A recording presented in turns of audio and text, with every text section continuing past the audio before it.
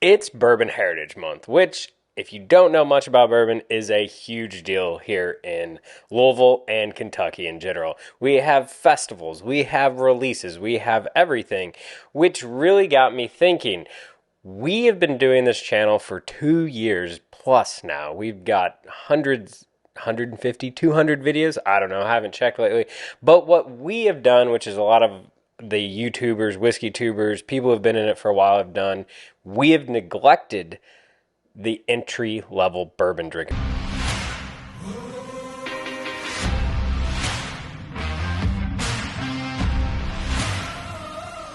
We haven't done a Bourbon 101 video for a while. So I figured, since it's Bourbon Heritage Month, why not do one of these? So what this is going to be is we're just going to walk through. Eventually, Chuck and Brian will do a list too, that then they can tell me how I'm completely wrong. They don't even know I'm doing this, which makes it even more fun. Of the 5 categories of bourbon that you need to have on your bar if you're going to start a whiskey collection. So one thing to make sure before you get into this hobby and go into it fully is to make sure that you know what it is that your significant other, that person that also controls the bank account, enjoys. It'd be really good every once in a while to bribe them with something they like, because remember, you're going to be bringing in a lot of bottles. The first category we're going to do is not a daily drinker, because while we say daily drinker, really what we mean is affordable, easy to find bourbon. Because if we do a daily drinker, like I've got 300 bottles, I don't want to go back to the same bottle every time. What I want is a traditional bourbon. So the first category is going to be that traditional bourbon. So I picked out 4 of these that I think are super easy, super affordable as far as quality. They're bargains for what you're getting and should be easily able to find. So the ones I picked out, starting here, is Peerless. You can find that all over the place. Stores are doing picks, everything like that. Keeps getting older, keeps getting better. Bardstown Bourbon Company. Now, this is the Fusion series, but they've also done the Origin series, which I highly recommend. We've got Wilderness Trail, which is a great one to find. And then finally, one of my favorites that I always go back to is New Rift. So all 4 of these are going to give you your traditional vanilla, caramel, brown sugar, maybe a little bit of floral notes in there. It's just going to be a very traditional flavored bourbon, and they're easy to find and worth the price. So as far as your traditional bourbon, which I highly recommend is that first category that you go into, one of these 4s would be great. Second category. So we got that traditional bourbon, everything like that. As soon as you start liking the traditional bourbon, you're going to want to slowly explore into other things, which the next easiest category, and a category that has to be on your shelf, is going to be a wheated bourbon. So if you know anything about bourbon, generally speaking, the number 2 grain in it is a rye, but what makes wheated bourbon a wheater is the number 2 grain in it is wheat. With all of these bottles that I've been showing you and will continue to show you, I'm trying to stay away from the big distillers because anybody can find those.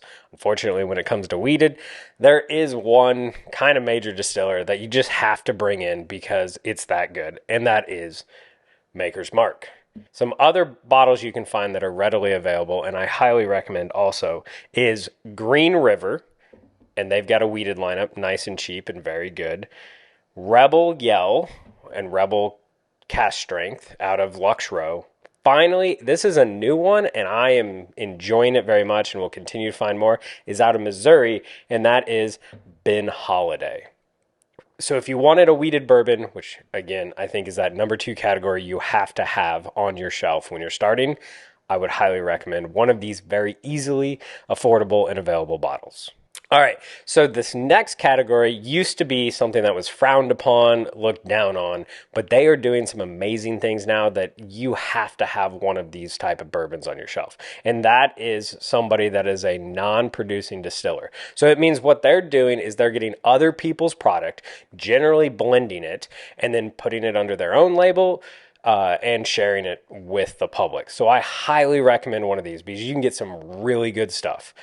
Of these, there are some more high-end stuff because, again, these guys are buying barrels and then putting it under their label. So there's an extra layer of cost and everything like that.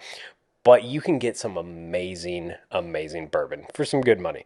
So the first one, which everybody kind of knows and hears about, is Penelope. So Penelope is an MGP brand. There's another MGP brand that does a really good job blending, and that is Smoke Wagon. Both come from MGP out of Lawrenceburg, Indiana, and yet both taste completely different. Now, if you want to get away from that stuff a little bit and kind of diversify a little bit more, I cannot recommend Barrel Bourbon enough. They do some amazing stuff. They blend from multiple states, and every single batch is slightly different. It is, however, a more expensive bottle.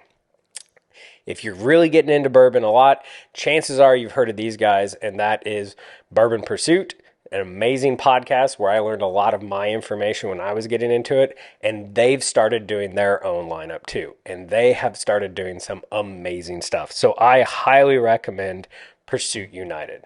It's a blend from 3 different states, really, really good, and continues to get better. All right, the fourth category is one of our controversial categories. So this is a category where we finish the bourbon in another cask. But you can get some amazing flavor profiles that you would not be getting anywhere else. So I highly recommend it as a way to delve into new flavors. If you are coming from another spirit, say rum or maybe from wine, this is a great way to get a bourbon with those notes to help you come into the bourbon category. There are a few distilleries that are doing some amazing stuff with that.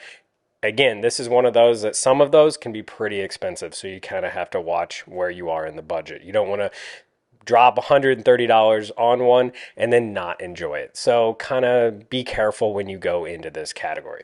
But it does deserve a spot on your bar. So some bottles from that I highly recommend is Bardstown Bourbon Company. They do a whole bunch of collaborations with people. It is going to be $100+ bottle, but if you know of a category you really like, my wife and I enjoy wine, so we got a wine finished, and it is absolutely amazing. I also recommend around the $50 part is RD1. So RD1 Amburana finished is probably one of the best Amburana finished bourbons I've ever had. However, they also have a maple barrel finish that I'm told tastes just like pancakes. I mean, that's pretty good and pretty enticing, so that'd be a good place to go. If you do want to get into a finished bourbon, there is one distillery that is just knocking it out of the park, finish after finish, and doing some really cool, amazing stuff, and that is Starlight. So they have all types of stuff finished. They do VDN finish, they do double oak stuff, they've got Amburana, they've just about anything you can think of, they've finished bourbon or rye in. And they do some great stuff, and they price it very, very reasonable, $60, which when you get into this, that is a very reasonable price for bourbon. So these are the finished bourbons I highly recommend.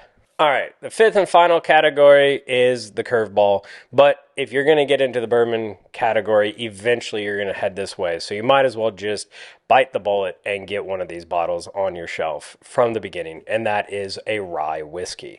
So the difference between bourbon and rye is with bourbon, it has to be 51% corn. In a rye is the predominant note, so that's going to be the 51 plus. Usually, if it's from Indiana, it's like a 95.5, so 95% rye, 5% malted barley. Of the rye category, the easy and very accessible and good bottles of rye you can get, I highly recommend getting some High West. Good product, $40, $50. You can do some lots of fun stuff with it, make some cocktails, do different things, but it's also good to sip neat. Out of Indiana, Hard Truth is doing some absolutely amazing, innovative stuff with their rye. They're now getting into bourbon also, but their rye is just absolutely delicious, and I highly recommend it. And then finally, bringing them back because they do some amazing stuff with rye. They do amazing stuff with bourbon. They do some toasted ryes, which are just amazing too, and that is Pursuit Spirits. Once again, the guys at Bourbon Pursuit are doing some amazing products, and I highly recommend their stuff. So that is my list of 5 categories that you have to have on your bar when you start a bourbon collection. Let me know in the comments below. Do you agree? Do you disagree? What other category should I put in? I think this pretty much covers the gambit. If you were starting this and you are just now getting in, I think it covers exactly what you need, and you would have a heck of a starting whiskey collection having one of each of these bottles. Cheers. See you next time.